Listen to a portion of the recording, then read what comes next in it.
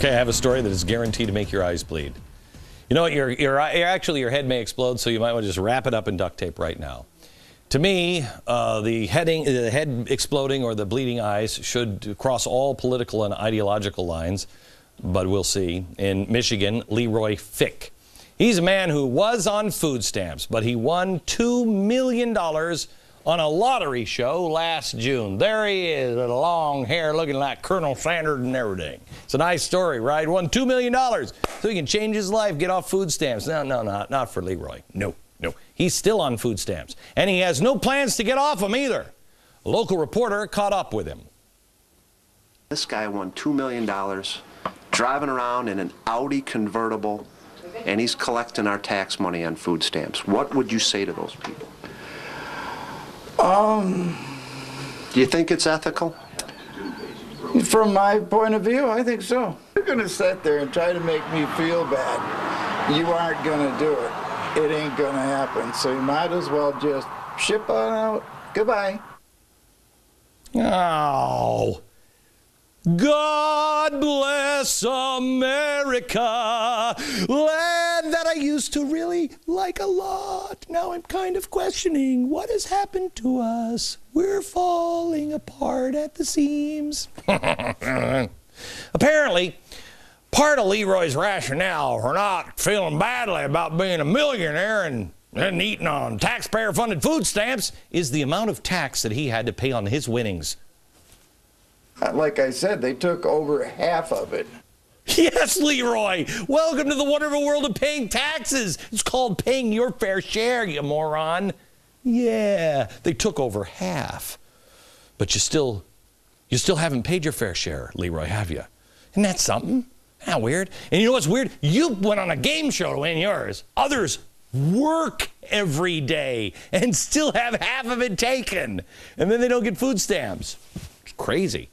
The Department of Human Services in Michigan has even told him that he can continue to use food stamps since he received the lotto winnings in just one lump sum of just $850,000. What? Excuse me? Huh? Now Leroy has a new Audi convertible. Oh, that's sweet. Don't you wish you had one? Yeah, and didn't have to work for food? Yes. He's angry. He has to pay taxes. May I just point out this, I think, signals the death of honor, shame, personal responsibility. What do you say, the whole kit and caboodle here, huh?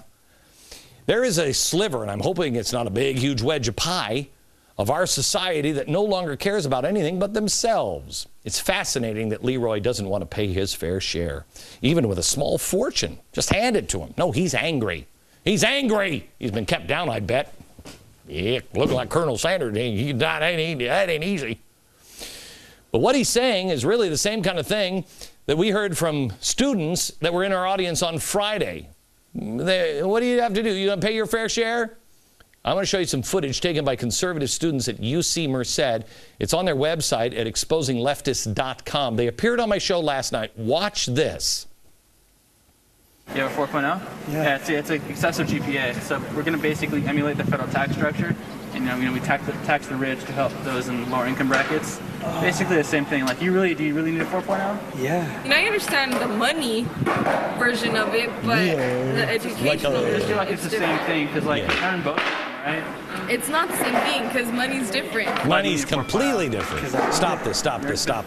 You go to their website. Stop this, please. Go to their website. There's also another one where they're asking students, hey, will you pay your fair share of the deficit? I ain't paying that.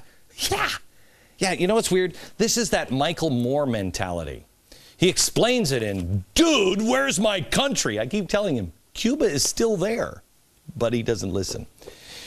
The idea is you can't get rich. You can't get rich through hard work and determination and a different idea and doing it better than everybody else. You can only get it through winning the lotto. That's the only way I'm going to get ahead, or stealing it, or taking it because I've been kept down. If that's what a good number of people believe in this country, I don't even recognize my country anymore. I mean, my initial answer is, no, it's not a big wedge of our country, but I don't know.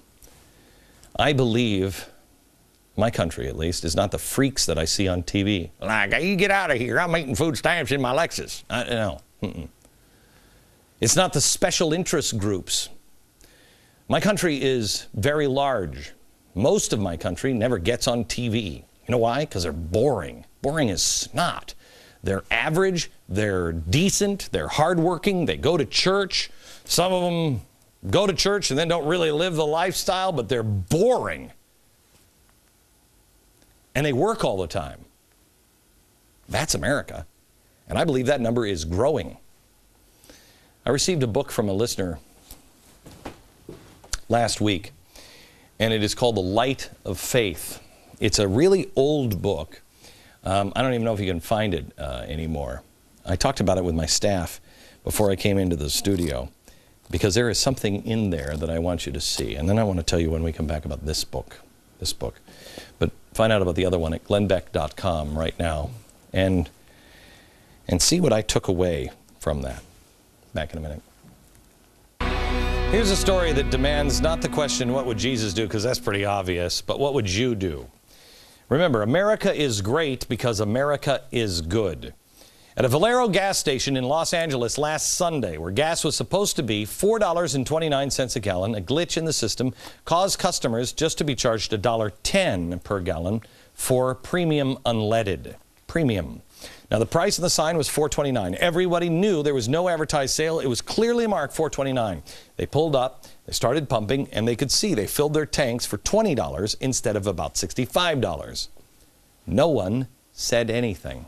They just drove away with the savings. No one went inside. If it was a sale, say, hey, thank you very much for the low prices from like 15 years ago. What's the deal? No. From 8:30 in the morning till 11:30 in the morning, the gravy train continued. 7,000 gallons were pumped at $1.10 a gallon. For perspective, that's about 350 cars on empty. So it may have been 350 or may have been more that came in and pumped it and knew. Well, who lost the money? The station owner lost $21,000 in 3 hours. His name is Kenny Nguyen. He's a Vietnam immigrant, makes 7 cents per gallon. But the overriding point here is, shouldn't we have helped him? Don't we have a moral obligation to know? I mean, to be honest with each other in our business dealings? We knew. Anybody who pumped knew. They had no moral obligation. I spent my lunchtime today reading this book. I challenge you to read this book. George Washington's Rules of Civility. I got to tell you, living a life like this would be really hard in today's world. I made some notes in here today.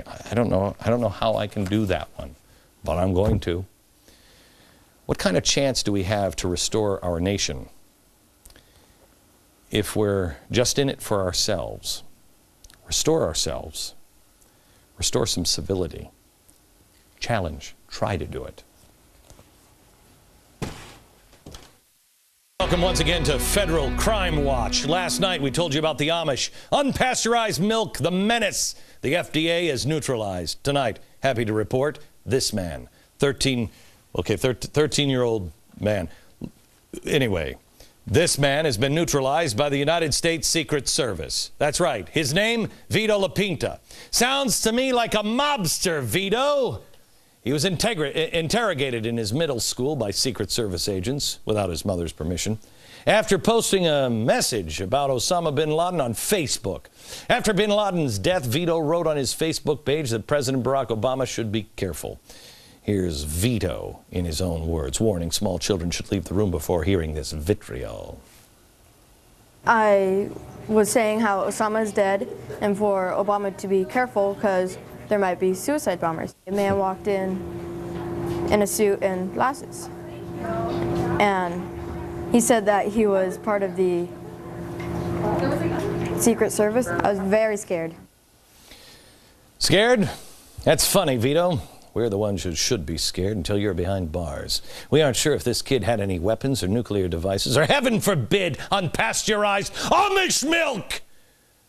But we're all hoping that this kid soon looks like this. That's right. Once again, your federal government hard at work. Another menace to society neutralized. Thanks again, Barack Obama.